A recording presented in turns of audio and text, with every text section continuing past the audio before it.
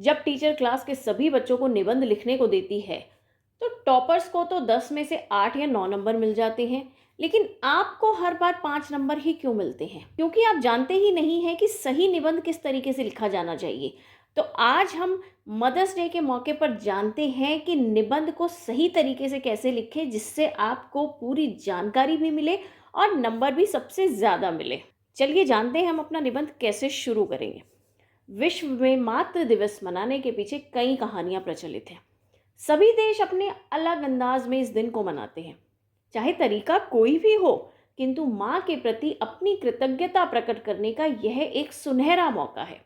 भारत सहित बहुत से देशों में मई महीने के दूसरे रविवार को मातृ दिवस के रूप में मनाने का रिवाज है। मातृ दिवस के शुभ दिन माँ के चरणों में सारी दुनिया की खुशियां न्यौछावर हैं।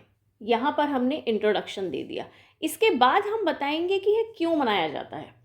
जब संसार के सभी लोग किसी खास व्यक्ति के प्रति आभार दिखाना चाहते हैं, थैंक यू शो करना चाहते हैं, ग्रैटिट्यूड दिखाना चाहते हैं, तब कोई एक दिन उस व्यक्ति विशेष के नाम कर दिया जाता है।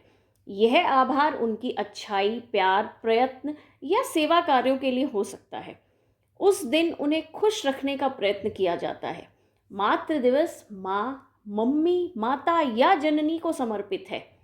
वैसे तो हम जिंदगी के हर पल और साल के 12 महीने अपनी माँ को भूलते नहीं हैं।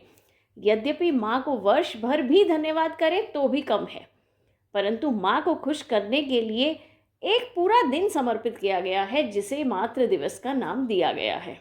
अब हम बताएंगे कि माँ की इम्पोर्टेंस क्या है, क्यों मातृ दिवस मनाया जा रहा है। माँ एक ऐसा शब्द है जो बच्चे के मुंह से सबसे पहले निकलता है। यह शब्द किसी भी बच्चे को सिखाना नहीं पड़ता। सभी बच्चों के दिल में अपनी माँ के लिए एक विशेष जगह होती है। ऐसा इसलिए है क्योंकि माँ से रिश्ता दुनिया के बाकी सभी रिश्तों से 9 महीने पुराना होता है। एक माँ जब अपने बच्चों को अपनी कोख में रखती है, हर तरह के दर्द सहती है, तो बच्चे से उसका एक अलग ही रिश्ता स्थापित हो जाता है। इसके बाद हम बताएंगे कि मातृ दिवस को कैसे मनाया जाए, क्योंकि जब भी कोई काम पहली बार करना पड़ता है तो हमारी सबसे बड़ी दुविधा यही होती है कि इसको कैसे करें, चाहे वो सेलिब्रेशन है या खाना बनाना है या होमवर्क लिखना है। तो जानते हैं कि मातृ दिवस कैसे मनाएं। केवल बच्चे ही नहीं, बड़े भी, चाहे वो आदमी हो या औरत, सभी को अपनी माँ से एक खास तरह का जुड़ाव होता है। इस दिन को मनाने के लिए कुछ लोग अपनी माँ को उपहार, फूल या ग्रीटिंग कार्ड देते हैं। कुछ लोग एक साथ मिलकर घर पर इस दिन को मनाते हैं या फिर कहीं बाहर जाकर इसका आनंद उठाते हैं। माँ जीवन भर हमें खाना बनाकर खिलाती है। इस एक दिन को माँ को समर्पित करने के लिए हम माँ की पसंद के व्यंजन बनाकर उन्हें खिला सकते हैं। वैसे तो माँ के कामों की कोई गिनती नहीं है और माता जितना विशाल हृदय बच्चों के पास नहीं हो सकता। कम से कम साल का एक दिन निकाल कर तो माँ के लिए मना सकते हैं। आजकल विद्यालयों में बच्चे माँ के प्रति अपना प्यार दिखाने के लिए संगीत, नृत्य एवं नाटक आदि प्रस्तुत करते हैं।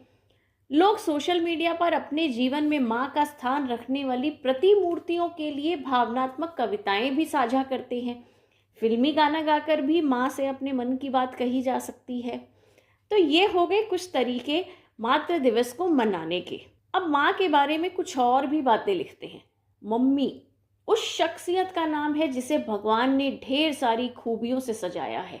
वह स्वयं भूखी रहकर भी परिवार के सभी लोगों का पेट भरती है। मैं इस निबंध के बीच में यह कहे बिना अपने आप को रोक नहीं पा रही हूँ कि जितनी ज़्यादा रिस्पेक्ट माँ को दी जाती है, उतने ही रिस्पेक्टफुल हमारे पिता भी होते हैं, क्योंकि पिता का जीवन भी बहुत संघर्षपूर्ण होता है। चलिए वापस अपने निबंध पर आते हैं।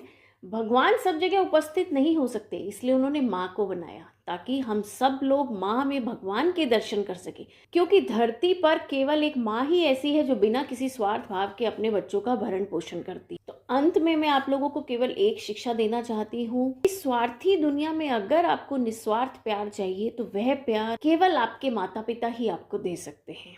इसलिए हमारे माता पिता को कोटि कोटि धन्यवाद। तो मिलते हैं अगली वीडियो में, तब तक के लिए गुड बाय।